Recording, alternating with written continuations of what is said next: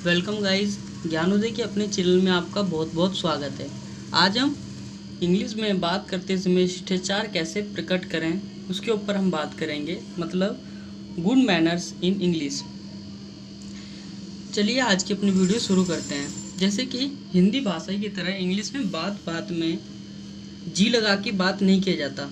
जैसे कई बार आपने सुना होगा कि हिंदी में कई बार जी लगाया जाता है, कई बार आपको वे भी कहा जाता है, मैं को हम कहा जाता है, लेकिन इंग्लिश में ऐसा कुछ रिवाज नहीं होता। इसीलिए हिंदी भाषी लोग ये भी कहते हैं कि इंग्लिश बहुत बेरुखी भाषा है। वो ऐसा इसलिए भी कहते हैं क्योंकि यहाँ पर आपको यू कहा जाता है, जिसका मतलब तुम भी होता है, लेकिन वास्तव में ऐसा नहीं है। हालांकि अंग्रेजी भाषा में आप और वे जैसे शब्दों का इस्तेमाल नहीं किया जाता, पर इंग्लिश में बात बात पर शिष्टाचार जताने के कई सारी प्रथाएं हैं, कई सारे रिवाज भी हैं। तो चलिए देखते हैं कौन कौन से हैं। जैसे कि आप देखोगे कि यहाँ पर कई सारे शब्द होते हैं जो इंग्लिश में आपको बोलने चाहिए, ठीक है, आभार प्रकट करना चाहिए। जैसे कि please, thanks, welcome, kindly, allow me, after you, sorry, excuse me, pardon, that is all right, it's my pleasure। ठीक है, तो इस तरह से कई सारी शब्द हैं जो इंग्लिश में भी यूज़ होते हैं। तो चलिए आज इन्हीं शब्दों के ऊपर हम देख लेते हैं कौन कौन से शब्द होते हैं ये, और इसके किस किस तरह से यूज़ होते हैं। सबसे पहला जो हमारा शब्द है प्लीज़, ठीक है।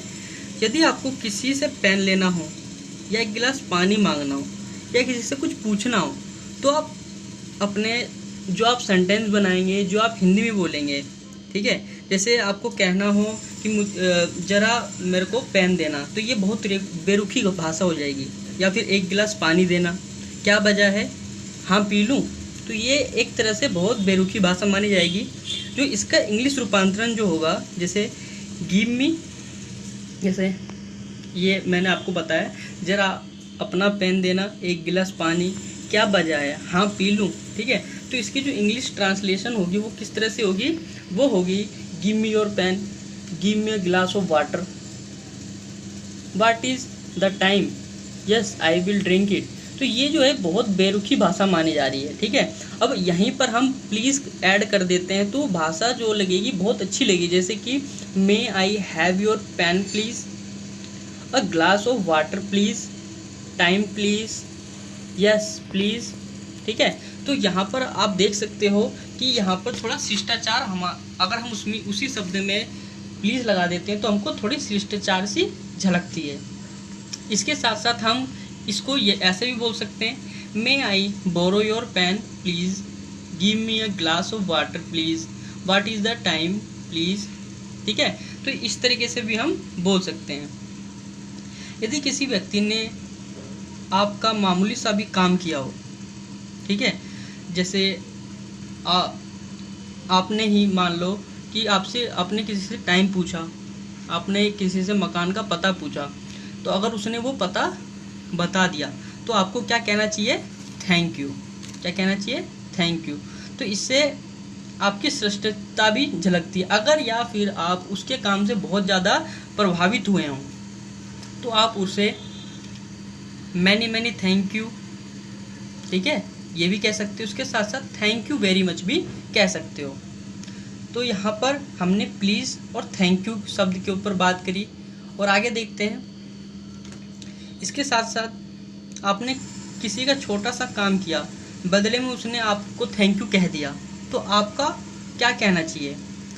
अगर किसी ने आपको थैंक यू कह दिया है तो आप भी उसको no mention, it's fine, my pleasure, welcome, you are welcome भी कह सकते हो। अगर ये आप नहीं बोलते हो तो आप भी बहुत बेतुका माने जाओगे कि मतलब इसको बात करने का सेंस नहीं है, कि उसने थैंक यू कहा, इसने कोई रिप्लाई नहीं दिया, इस तरीके से माना जाता है।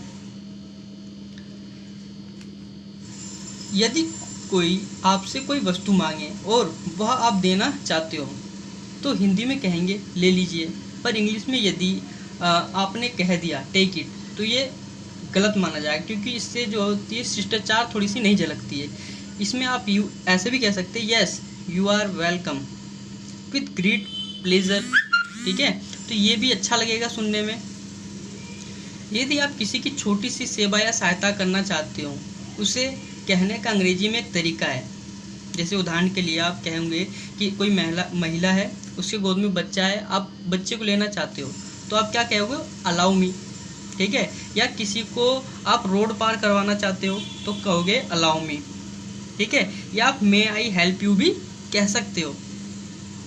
किसी महिला या वृद्ध को रास्ता दिखाना है, रास्ता पार कराना है, तो आप ये भी बोल सकते हो फर्स्ट यू। लेकिन जब आप फर्स्ट यू बोलोगे तो वो भाषा जो है बहुत खराब मानी जाएगी। फर्स्ट यू, पहले आप इसके बदले आफ्टर यू का भी यूज कर सकते हो। इसका आफ्टर यू। इंग्लिश में बात बात पर खेद प्रकट किया जाता है। हिंदी में भी हम खेद प्रकट करते हैं, हम क्षमा मांगते हैं। जैसे आपसे कोई गलती हो जाती है तो आप क्या कहते हो, सॉरी या एक्सक्यूज मी, पार्डन। अब देखते हैं इन तीनों में क्या अंतर होता है, किसकी जगह पे इसका यूज हो जाता है। तो सबसे पहले देखते हैं सॉरी। जो सॉरी का यूज हो जाता है, जैसे कि आप कहीं से जा रहे हो, आप किसी से टकरा गए, तो आप क्या बोलोगे, सॉरी। अब इसके बाद अगर आप बहुत सारे लोग बैठे हैं इकट्ठे, ठीक है, आप उनके बीच में आप फ़ोन पे बात कर रहे हो, ठीक है, आपका फ़ोन आ गया, तो आप कैसे आप वहाँ पर बात नहीं कर सकते। ठीक है, आपको बीच में बोलना पड़ेगा, एक्सक्यूज़ मी बोल करके वहाँ से निकलना होगा। तो एक्सक्यूज़ मी बोलना होगा। इसके साथ साथ पार्डन, जैसे कि आपको फ़ोन में आवाज़ सुनाई नहीं दे रही है, वो क्या बोल रहा है, तो आप सॉरी भी बोल सकते हो। सॉरी, इसका मतलब वो समझ जाएगा कि हाँ, कि आपने ये बात नहीं सुनी। या फिर आप पार्डन का भी यूज़ कर सकते हो। ठीक है, PARDON। I bag your pan भी यूज़ कर सकते हो, आई बैग योर पार्डन। कोई कमरे में बैठा है, आप उसके मकान पर उससे मिलने गए हो, तो बिना कोई सूचना दिए या आज्ञा लिए अंदर दाखिला करना बहुत ज़्यादा खराब माना जाता है। इसलिए आप जब भी अंदर जाओगे तो नॉक करो, और नॉक करने के बाद क्या कहो, मे आई कम इन प्लीज़। ठीक है, तो यहाँ पर हमने इस छोटे छोटे वाक्यों को देखा है कि कहाँ कहाँ पर क्या क्या यूज़ हो जाता है। ठीक है, जैसे हमने देखा यहाँ पर कि please, thanks, welcome, kindly, allow me, after you, sorry, excuse me, pardon, that's all right, it's my pleasure. तो इस तरह के शब्द होते हैं जो कि हमारे डेली रूटीन में यूज हो जाते हैं। और अगर हम यहाँ पर कोई भी हम सेंटेंस बनाते हैं, कोई भी हम किसी से बातें करते हैं, तो जहाँ पर हम इन शब्दों का यूज़ कर लेते हैं तो बातें बहुत अच्छी मानी जाती है। तो इसका यूज़ करना भी हमारे को बहुत ज़्यादा ज़रूरी होता है। आई होप आप सभी को समझ में आ गया हो। अगर कुछ प्रॉब्लम हो, समझ में ना आई हो, तो प्लीज़ कमेंट कर देना, मैं आपको ज़रूर समझाने की पूरी कोशिश करूँगा। Thank you for watching my video.